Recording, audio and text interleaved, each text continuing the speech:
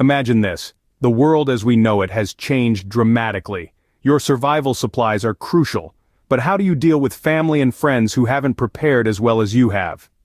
In the face of calamity, you'll find that your survival supplies aren't just essential, they're everything. They are your lifeline, your hope, your future. But what happens when you're confronted with the pleas of family and friends who didn't have the foresight to prepare? It's a tough situation, no doubt, but remember, it's your survival we're talking about here. Setting clear boundaries about sharing resources with family and friends isn't just important, it's a matter of life and death. These conversations might be difficult, they might even be painful, but they're necessary. It's all about being honest and direct. It's about making it clear what is and isn't acceptable to share during SHTF scenarios. Maybe you're comfortable sharing your canned food, but not your medical supplies. Perhaps you're willing to part with some of your water, but not your fuel. Or maybe you've decided that your resources are strictly for you and your immediate family. That's your decision to make, and there's no right or wrong answer. But once you've made that decision, you need to stick to it. You need to be firm. You need to be unyielding. You need to draw a line in the sand. Because when the chips are down, boundaries can blur, and before you know it, you're left with nothing. Remember, you're not doing this out of spite or malice. You're not doing this because you don't care about your family and friends. You're doing this because you care about survival, your survival, the survival of your immediate family. So have those conversations, set those boundaries. Make it clear what you're willing to share and what you're not. Because when the world changes, when survival becomes the only game in town, those boundaries could very well be the difference between life and death. It's not about being selfish, it's about survival. You've worked hard to build your stockpile, but when push comes to shove, how far would you go to protect it? It's a sobering thought. The reality is, there could come a time when you have just enough for you and your immediate family.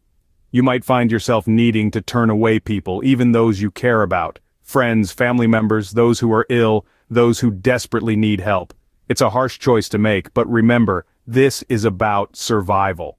Having a deterrent can be crucial. A visible firearm, for instance, can send a strong message. Just having it on your person, where it's clearly visible, could be enough to show you're serious. If that doesn't work, raising it in the air is a step further. It demonstrates a heightened level of resolve and can potentially prevent a confrontation. The goal is to avoid using it, but its mere presence could be the difference between keeping or losing your supplies. It's a hard choice, but remember, this is about survival. When resources are limited, prioritizing becomes essential. But how do you make the tough call between immediate family and others? In the face of adversity, it's crucial to remember that your immediate family should always take precedence. This might seem harsh, but the harsher reality is that resources can dwindle rapidly in survival scenarios. It's not about being unkind, it's about ensuring the survival of those closest to you. So, how do you enforce this? Communication is key. Be open, honest, and assertive. Explain that your first duty is to your immediate family.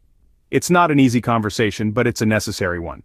And remember, it's not about shunning others, but rather about prioritizing. If you have resources to spare, by all means extend your help, but ensure your immediate family is taken care of first. In survival, it's your immediate family that comes first. Remember this, and you'll be better equipped to navigate the complexities of a survival situation. The knock at the door, the plea for help. How do you say no when someone asks for supplies? It's a question that no one wants to face, but in a survival situation, it's an inevitability. Now the key is in the delivery.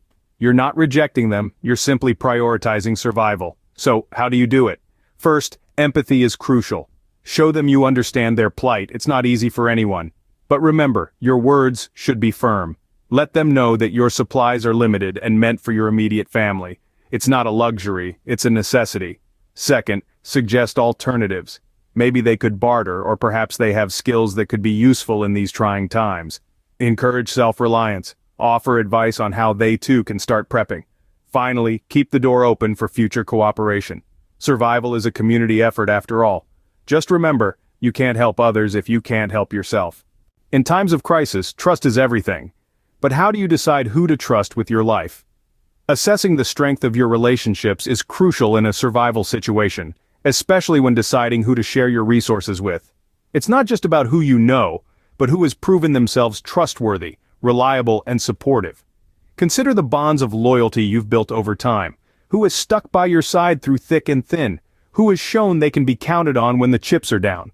These are the people you want in your corner when survival is at stake.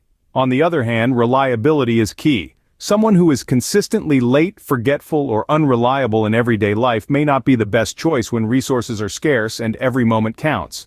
Lastly, mutual support is vital. Relationships in a survival situation should be a two-way street, with both parties contributing to the survival of the group. In survival, trust isn't a luxury, it's a necessity. Your resources are limited. Every drop of water, every morsel of food counts. But how do you make sure it lasts? As the uncertainty of survival looms, conservation becomes the lifeline that could mean the difference between life and death. Your supplies are finite, and every allocation should be made with utmost care and consideration. Begin by understanding your resources. Know what you have, how much of it you have, and how long it can last. This involves stringent inventory management. If you can, ration your supplies, dividing them into daily or weekly portions. This way, you can keep track of your consumption and adjust accordingly. Water, the very essence of life, is perhaps the most crucial resource to conserve. Collect rainwater, recycle gray water, and if possible, invest in a purification system. It's also important to remember that boiling is a simple yet effective method of water purification. Food conservation is another key aspect of survival. If possible, aim to grow your own food. Gardening not only provides a sustainable source of nutrition, but also serves as a valuable skill in a survival situation. Remember to store and cook food properly to prevent spoilage. Energy, particularly when off-grid, is a precious resource. Solar panels can provide a sustainable source of power, while wood-burning stoves offer both warmth and a means to cook food. When it comes to medical supplies, prioritize prevention over cure. Keeping clean and avoiding injuries will reduce the need for medical resources. Lastly, remember that conservation extends beyond physical resources. Mental strength and emotional resilience are equally important. Conserve your energy, rest when you can, and keep your spirits up. Generosity is a virtue, but in survival scenarios, it's important not to overextend. Allocating resources within your family unit must come first. This is not a lack of compassion, but an act of preservation. If you don't take care of your own, you won't be able to help anyone else. Remember, in the face of adversity, every decision you make, every resource you conserve, could be the difference between survival and demise. It's a delicate balancing act, but one that must be mastered. In survival, conservation isn't an option, it's a requirement. In the face of adversity, family unity is your strongest asset, but how do you keep it intact when tough decisions have to be made? Surviving in a crisis is a delicate balancing act. You're not just managing resources, but also emotions and relationships. Everyone needs to understand the gravity of the situation and the importance of staying united. One strategy is open communication. Discuss the situation and the decisions that need to be made. Make sure everyone understands why certain choices are being made. This transparency fosters trust and keeps resentment at bay. Another strategy is shared responsibility. Assign everyone tasks, make them feel part of the survival effort. This shared responsibility creates a sense of belonging and purpose. And finally, maintain a sense of normalcy. Keep up with family traditions, games, or stories. These small gestures provide comfort and remind everyone that you're not just surviving, but living. In survival, unity isn't just strength, it's survival. Knowledge is power. But how do you make others understand the importance of preparing for the worst? That's where education comes in. It's essential to enlighten our loved ones about the significance of self-sufficiency and personal preparedness. It's about planting the seeds of independence, instilling in them the need to prepare for any emergency that might come their way. It's about teaching them not just to rely on you, but to rely on themselves. Show them the ropes. Share your survival strategies.